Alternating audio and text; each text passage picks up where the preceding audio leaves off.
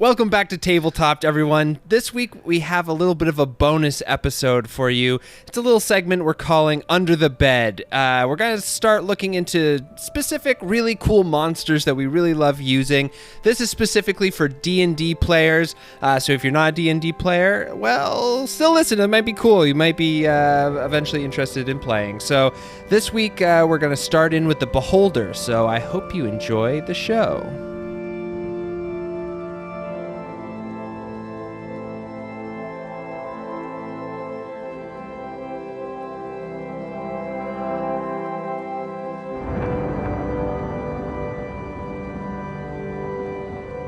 Hey, guys. Hey, buddy.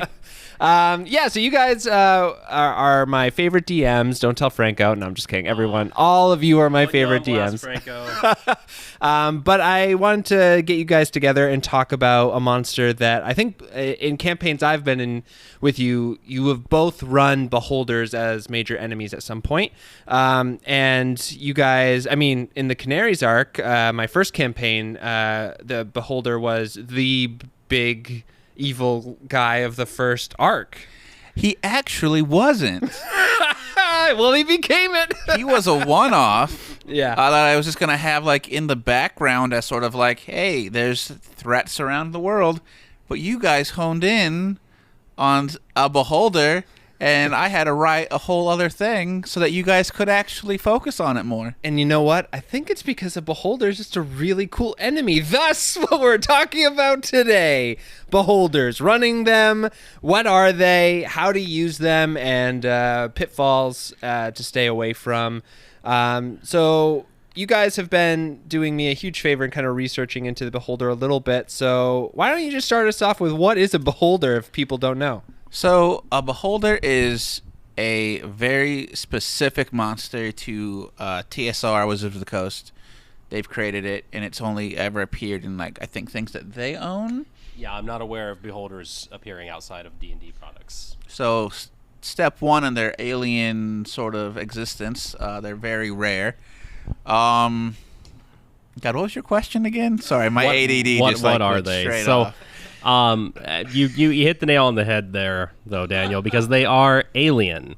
Beholders are aberrations. They dream themselves and each other into existence. They're selfish, they're vain, they're paranoid, horrible creatures. And you can really get lost in their eyes. Absolutely. They've got a number of eyes. They've got one big eye that's right in the center of their beach ball body, and then a number of eye stalks that shoot deadly rays of doom at you. And fun fact, and this is going to come up later, they float. They do float, yeah. They just kind of float there. They're weird and wonderful, and historically they are lawful evil. But they're not always evil. There are examples of non-evil Beholders out there. There's Luigi, who exists in the Spelljammer verse, I believe, and is a kind of good guy. But then you have your classic evil Xanathar, for example. Right, the Waterdeep Beholder, kind of a big deal there. You ran a Xanathar encounter for us. I did. So unlike your Beholder, he was intended to be the main villain, so to speak, but the Waterdeep campaign doesn't really get to the main villain if you just follow it to the letter until kind of later in the process. You can insert it earlier, but I chose not to. I wanted to just kind of loom. But some of the pitfalls of running them, they are meant to be alien. You have to kind of strike a balance, in my personal opinion, of making them strange and unknowable, but also still making them something that your players can relate to. They have some pretty specific personality traits that you can delve into. 12. Yes, it's when it's when you dive down and live in it. Yeah, great. All right, we're gonna stop every time I mispronounce a word. We're not gonna get through anything. You can delve into the Beholder's sort of odd personality quirks. They're arrogant, xenophobic, and isolationist in such a way. The beholder that I ran was a creature called Goldrag.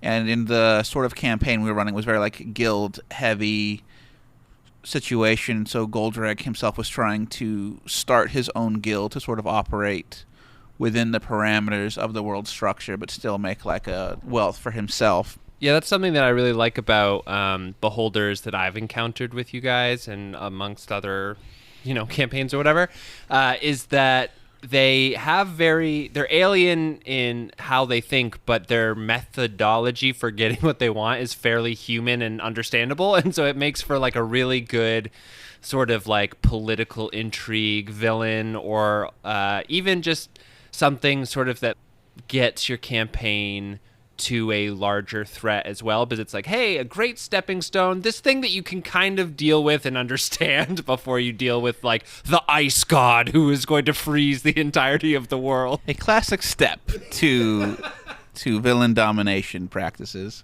Yeah. I mean, and they are kind of mid-tier as far as CRs go. They're a CR 13 in 5e, which, that's going to be your level 10s, your level 12s. And some variants that you can get kind of a little bit lesser that still play off the same themes. That's true, because there are other types of beholders like eye tyrants and, the little gazers. The gazers, they're so cute. Yeah. If Wizards of the Coast wants to make $1,100, they need to make those little stress balls, but with like a beholder, so that all the little eyes will pop out. They must have, or I bet you can get it somewhere. Find it for me. Look on the tabletop store. No, I'm just kidding. So we don't have licensing for that. But they're really mechanically interesting as well. As we noted, they have a fly speed. They hover only 20 feet, so they're not very fast, but they don't need to be. But fun to put them in places you wouldn't expect to see a threat coming from, such as on the roof, dark places, or in a labyrinth full of pit traps, because they don't give a fuck if they're floating. Yeah. All the floor will fall off. They can do whatever they want. They have a few things. So we mentioned they have that big eye in the center of their body. That's an eye that puts out an anti-magic cone. So if you're in 150 feet of its vision at the start of its turns, it decides which way it faces, and no one's gonna have magical abilities in that line Definitely of sight. have it stare at the healer. Yep. Just nonstop. Don't even make it like shift its gaze. Yeah. It somehow knows that that's the cleric or the druid or the paladin or the bard, and it's going to look at it. Wow, there's a lot of healing classes. Yeah, honestly, you can heal with just about everything except for, like, fighters. Second wind, right? Well, yeah, they can heal themselves. Yeah. You can heal other people with a lot of classes, in 5e at least. But they also have eye rays, so they have all these eye stalks. They have a bite attack, but come on, you're not going to bite with it. Let's be honest. That's like if they get super desperate. Yeah. I think just because they have teeth, was like, we have to give them a bite attack. Yeah. What are they going to do, those chompers? Not bite things? Right. I mean, obviously they're not going to. They have 8 eye rays. One of them's a death ray. Yeah. Like science fiction Mad Men type thing. So, yeah. no, not going to use the bite. Exactly. So they, they have the choice to either bite or use their eye rays, where they shoot 3 of the following magic eye rays at random and re-roll duplicates. So this is one of the few monsters that actually in 5e has a table built in. And one of the things, some DMs may be kind of adverse to tables. Some really love tables.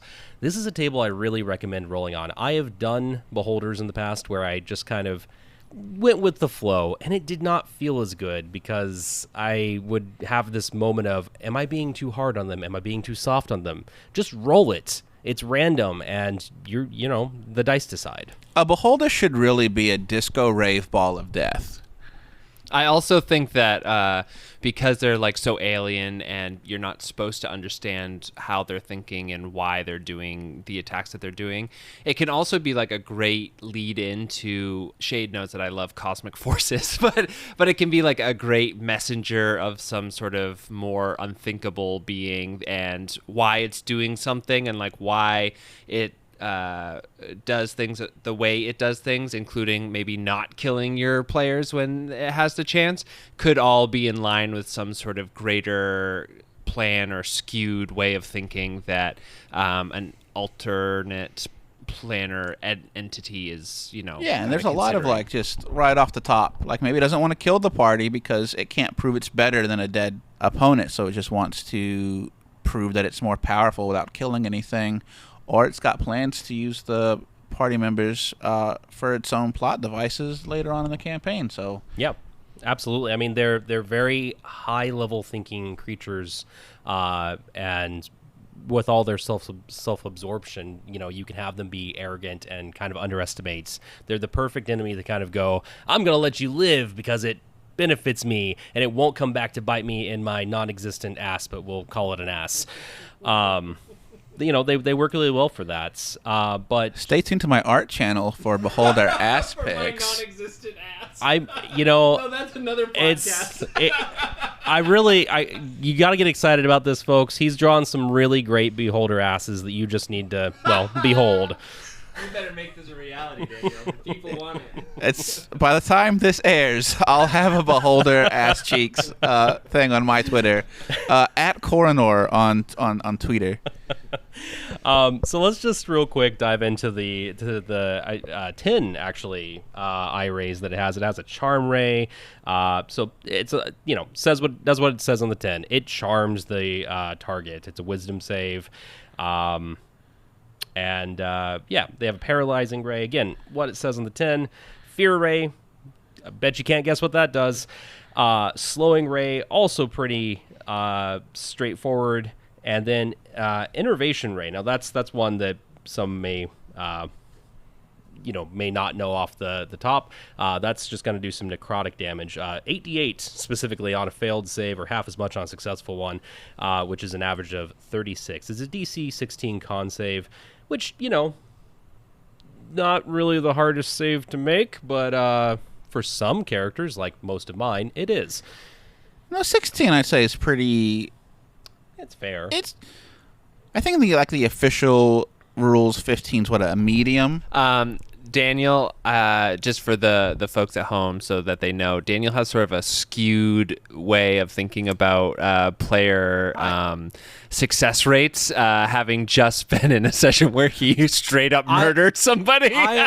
Having been on his murdering ends, I'm going to say that I think Daniel's got a pretty okay view of it. His murdering end is another podcast that we could make too. Players that I've murdered are very... I'm not even gonna. Player characters. Player characters that have died in my campaigns are relatively low compared to the number of sessions that I've actually run per campaign. Absolutely. So I just want to go ahead and get ahead of the slander. The reason for that, dear listeners, is because he usually does most of his murdering within the first 5 sessions of a campaign. So yes, they are, fairly low in percentage, but if you can survive the first 5, is squishy. I'm on your side here, Daniel. But it hurts, Anyway, so Telekinetic Ray, if the target's a creature, it must succeed a DC 16 strength save. That might be a little trickier, especially if you've got some wizards in the party. Or the Beholder can just move it 30 feet in any direction. Which is great for fall damage. Remember, they can go straight up. Yep, absolutely. There's a bit more to that, but we're not going to dive too... they can lift objects. So another thing you could do with it, maybe put an object over a player's head. Here's a question, since we've got the stat block up. Yeah. And I'm just playing with ideas in my head.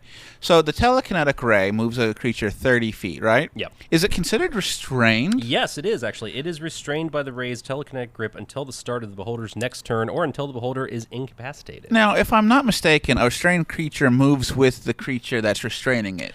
That's correct? If it's grappled. A restrained creature just can't move. Its speed becomes 0, and attack rolls against it have advantage. So this... Again, I was thinking, a 25 movement speed, just float up and then move it 30. Get a couple of 2 more D6s to that fall drop, but that's not going to work on this one because it's going to stay put. But you can, if the target is an object weighing 300 pounds or less that isn't being worn or carried, it's moved up to 30 feet in any direction. The Beholder can also exert fine control on objects with this ray, such as manipulating a simple tool or opening a door or container. So this is like how, it's opening doors. This is how it's how it has hands. Yeah, exactly. This is the hands of the Beholder. But, if you are thinking like Daniel was, how can I kill that squishy player with this by moving it around? Maybe move a 300-pound object above their head. Ooh, how much damage would that do? That is a good question that I didn't really prepare for. Yeah. Let's call it There's- 1d8 per 50 pounds of a dropped object. I think that's fair.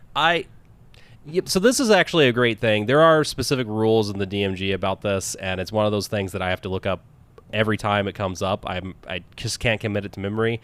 But as Daniel's just pointed out, you just decide in the moment, and that's often a lot better. That's called good DMing, everyone. That's You just right. make up a rule set that sounds kind of good.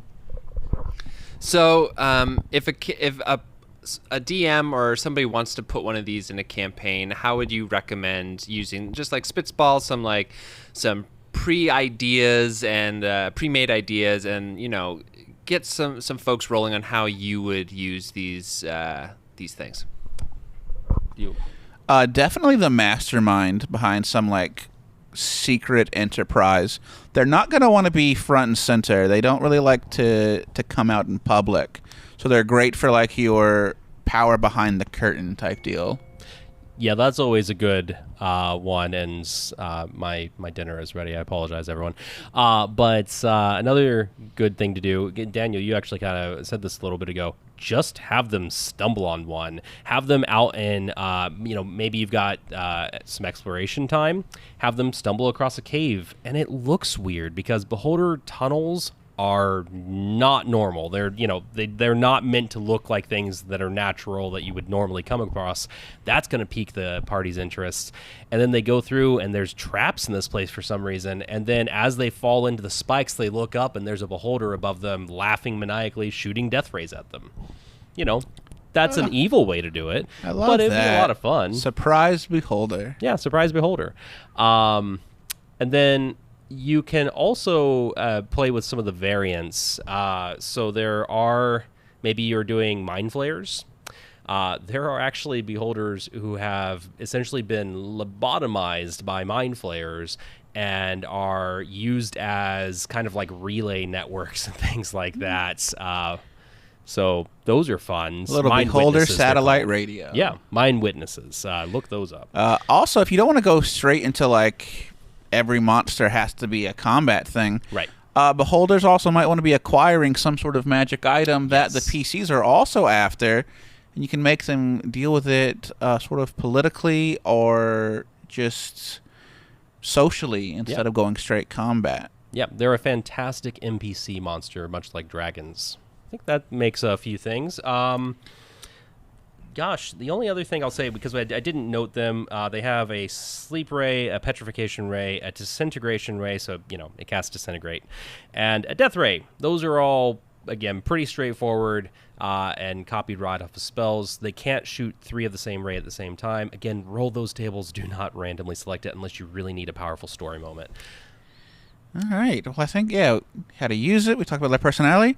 I think we can put this one back under the bed for the time. All right, being. you get under there. Get under there. Come on. Stop fighting. You're not supposed to use that attack. Well, thank you, everybody, for this episode, this bonus episode of Tabletopped.